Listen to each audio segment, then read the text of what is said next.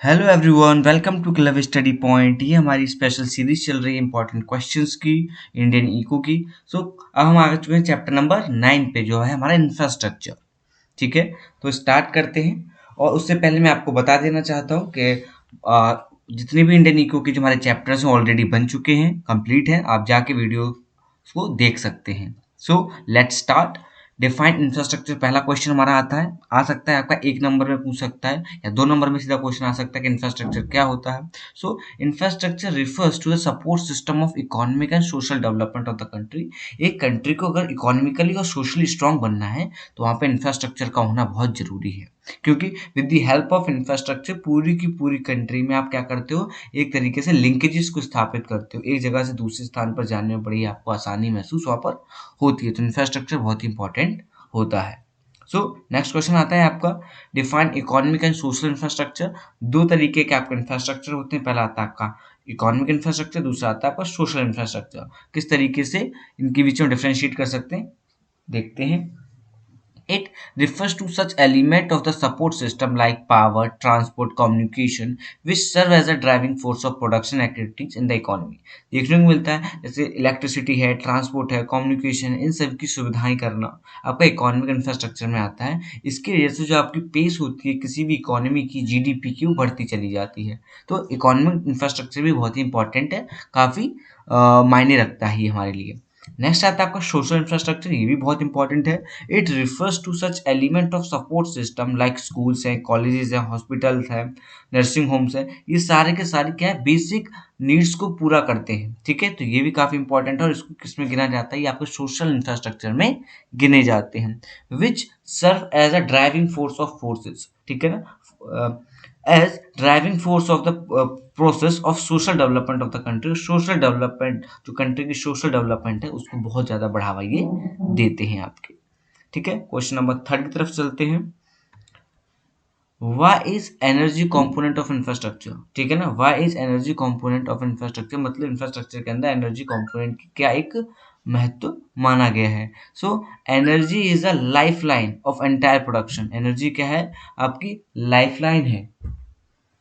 Energy is a life line of entire production activities. अगर energy नहीं होगी तो आप प्रोडक्शन नहीं कर पाएंगे, और प्रोडक्शन नहीं कर पाएंगे तो आपका इंफ्रास्ट्रक्चर का जो बेसिस है वो सही से काम नहीं कर पाएगा। We can not think of a day when we can not do electricity, power और डीजल और ऑयल। मतलब इलेक्ट्रिसिटी नहीं होगी या फिर ऑयल नहीं होगा या फिर डीजल नहीं होगा, इन सब के बिना हम सर्वाइव नहीं कर सकते, क्योंकि हमारे लाइफ का बहुत सी एसेंशियल पार्ट बन चुके हैं। ठीक है, तो कंपोनेंट ऑफ इंफ्रास्ट्रक्चर में आपको देखने को मिलता है बहुत सी चीजें आती हैं। आपका इलेक्ट्रिसिटी है, आपका पावर है, आपका डीजल है, पेट्रोल है। ये सारा का सारा एक तरीके से इंफ्रास्ट्रक्चर का पार्ट बन चुका है। आपका रेलवे है, आपका एयरपोर्ट्स है, ये सारा का सारा आपका पूरा का पूरा इंफ्रास्ट्रक्चर में ही काउंट किया जाता है। क्वेश्चन नंबर 4 आता है, what are secondary health care center in India. मतलब सेकेंडरी हेल्थ केयर सेंटर क्या होते हैं। Secondary health care center are upgraded health care center and have facility for surgery, ECG and x-rays. इसके से क्या होता है, आपके जो डिफरेंट काइंड्स ऑफ टेस्ट जो होते हैं, ठीक है, वो बहुत ही अच्छी मात्रा में हो जाते हैं। ठीक है, डिफरेंट काइंड के जो टेस्ट हैं उनको बहुत ही वैल्यूएबल तरीके से किया जाता है, और इनसे जो आपका जो कॉमन पीपल है उनको बहुत ज़्यादा फायदा देखने को मिला है। They are located in the big towns and district headquarter. ये आपको बड़े बड़े शहरों और डिस्ट्रिक्ट हेडक्वार्टर्स में देखने को मिल जाएंगी। ना क्वेश्चन नंबर 5 पे चलते हैं। Infrastructure facilities raises productivity in tertiary sector of the economy. मतलब टर्सरी सेक्टर जो है इसमें आपका क्या आता है, आपका सर्विस सेक्टर इसको बोला जाता है। ठीक है, तो इंफ्रास्ट्रक्चर फैसिलिटी रेजेस प्रोडक्टिविटी, मतलब इंफ्रास्ट्रक्चर की वजह से प्रोडक्टिविटी बढ़ी है। कौन से सेक्टर में, टर्सरी सेक्टर में। हाँ, ऐसा सही है, ट्रू है ये, क्योंकि जो जितना अच्छा आपका इंफ्रास्ट्रक्चर होगा उतनी सर्विसेज आपकी बेहतर होती चली जाती हैं। ठीक है, टू रीजन है, infrastructure facility include rapid and efficient means of transport. इसी की वजह से आपका जो ट्रांसपोर्ट है, कम्युनिकेशन है, काफ़ी अच्छा हो जाता है। Such facilities are essential ingredients. ये काफ़ी इंपॉर्टेंट इंग्रेडिएंट माना गया है in the provisions of such services as education, health, banking and insurance are very important. ठीक है, हम जानते हैं provisions of such services as education, health, banking and insurance are very important, और ये सारे के सारे लाई करते हैं इंफ्रास्ट्रक्चर के ऊपर।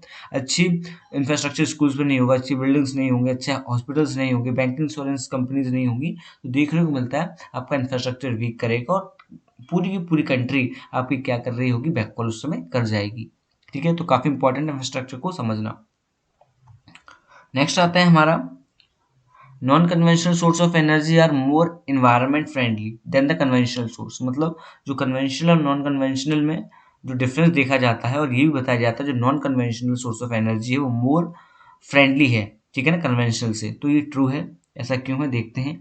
Non conventional source of energy include solar energy, इसके अंदर आपका सोलर एनर्जी आता है, विंड एनर्जी आता है, बायोमास आता है। All these sources are non polluting and are therefore environment friendly, ठीक है। और ये क्या होते हैं, एनवायरमेंट फ्रेंडली होते हैं। And conventional source of energy other hand including coal and petroleum. और कन्वेंशन में आपको कोल एंड पेट्रोलियम देखने को मिलता है जो एनवायरमेंट को क्या कर रहे होते हैं, पॉल्यूट कर रहे होते हैं।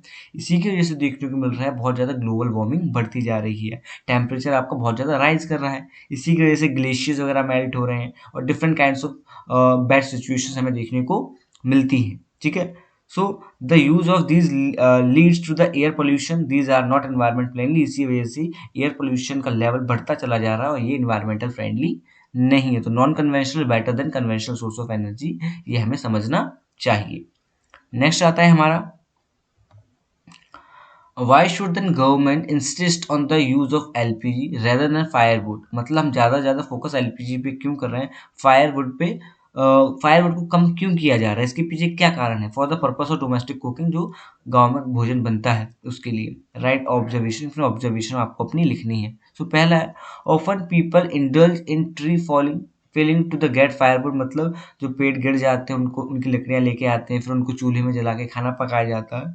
This lead to the deforestation, इससे डिफॉरेस्टेशन होता है, पेड़ों की मात्रा में कमी देखने को मिलती है। And therefore environmental degradation, और इसकी वजह से एनवायरमेंटल डिग्रेडेशन भी होता है, धुआं उससे होता है, इसी वजह से पूरा पूरा एनवायरमेंट भी पॉल्यूट होता है। साथ साथ आपको ये भी देखने को मिलेगा उस धुएं से जो फीमेल्स होती हैं जो खाना बना रही होती हैं उनके लंग्स में भी प्रॉब्लम्स देखने को मिलती है, ठीक है। तो ये भी एक बहुत बड़ा कारण आपका बन के उभरता है। नेक्स्ट आता है आपका LPG is in cleaner fuel. मतलब क्या है, क्लीनर फ्यूल है, इसकी वजह से आपको पोल्यूशन नहीं होगा। जबकि फायरवुड को आप जलाते हो, लकड़ियों को अगर जलाते हो आप, उससे बहुत ज़्यादा आपको पोल्यूशन देखने को मिलता है। तो ये इन्वायरमेंट से फ्रेंडली नहीं है, जबकि एलपीजी आपका पूरा का पूरा क्या करता है, इन्वायरमेंटल फ्रेंडली है और मिनिमम जो मिनिमाइज करता है किस चीज़ को, इन्वायरमेंट पोल्यूशन को मिनिमाइज कर देता है। तो एलपीजी काफ़ी इंपॉर्टेंट है क्योंकि इसमें पोल्यूशन भी बहुत कम होता है और जो आपके लोग हैं उनकी हेल्थ भी अच्छी बनी रहती है। तो चारों तरफ से फ़ायदा आपको यहाँ पर देखने को मिलता है। इसी वजह से एलपीजी को हम प्रमोट कर रहे हैं, फायरवुड को हम रोकथाम कर रहे हैं, ठीक है। नेक्स्ट क्वेश्चन हमारे पास आता है question number 8, what is global burden of disease. मतलब किस तरीके से डिजीजेज बढ़ती जा रही हैं, ग्लोबल बर्डन बढ़ रहा है, तो किस तरीके से इसको समझ सकते हैं वो हमें देखना है। What is global burden of disease, पहला आता है आपके पास global burden of disease is an indicator used as axis the number of and premature death due to the particular diseases। मतलब किसी भी एक डिजीज की वजह से बहुत ज़्यादा जब मौतें होना स्टार्ट हो जाती हैं, फॉर एग्जांपल अगर कोविड का लें, कोविड की वजह से बहुत सी डेथ हुई, ठीक है। तो ये भी आप बोल सकते हो बहुत बड़ा बर्डन है, जिसकी वजह से इस बर्डन डिजीज है जिसकी वजह से बहुत ज़्यादा डेथ हो रही है, ठीक है। The duration of the disability of the person suffering from that disease. मतलब डिसेबिलिटी होने के कारण भी आप इस डिजीज से बहुत ज़्यादा क्या कर रहे होते हो, सफ़र कर रहे होते हो। Got it. तो काफी इंपॉर्टेंट क्वेश्चन आपका ये भी बन जाता है। नेक्स्ट क्वेश्चन आता है हमारा, ये क्वेश्चन नंबर 9 है हमारा, ठीक है। What problem are being faced by the power sector in India. मतलब पावर सेक्टर में कौन कौन सी प्रॉब्लम हमें यहाँ पर देखने को मिलती है, ये भी हम देख लेंगे, ठीक है। कौन कौन सी प्रॉब्लम है पावर सेक्टर में देखने को मिलती है।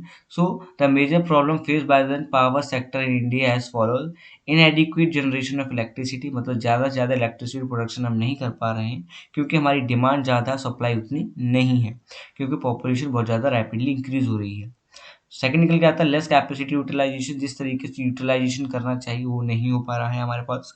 ट्रांसमिशन एंड डिस्ट्रीब्यूशन लॉसेज हो रहा है। ट्रांसमिशन एंड डिस्ट्रीब्यूशन का मतलब जिस तरीके से एक स्थान से दूसरे स्थान पर जब बिजली जाती है तो उसमें देखने को मिलता है बहुत सी बिजली आपके रास्ते में वेस्ट हो जाती है, या फिर ट्रांसमिशन और डिस्ट्रीब्यूशन के बीच में जो गैप है वो फुलफिल नहीं हो पा रहा है। और लॉस ऑफ इलेक्ट्रिसिटी बोर्ड्स, और लॉसेज मतलब जो इलेक्ट्रिसिटी बोर्ड्स हैं वो भी लॉस में जा रही हैं। तो ये 4 पॉइंट्स हैं जो आपको याद रखने और एग्जाम में लिखने भी, ये भी क्वेश्चन आपका काफ़ी इंपॉर्टेंट है, ठीक है। सो ये हमारे हो चुके हैं सारे के सारे क्वेश्चंस, और बोर्ड्स और प्री बोर्ड दोनों के लिए इंपॉर्टेंट है ये सारे आपको, और एग्जाम में अपीयर होने से पहले जरूर आपको इनसे गो थ्रू हो लेना है। सो इस टेलीग्राम ग्रुप को भी आप जरूर ज्वाइन करें, हमेशा अपडेटेड रहेंगे। Thank you very much all of you. और कोई भी डाउट होगा आपका तो वीडियो आपकी आती रहेंगी। Thank you.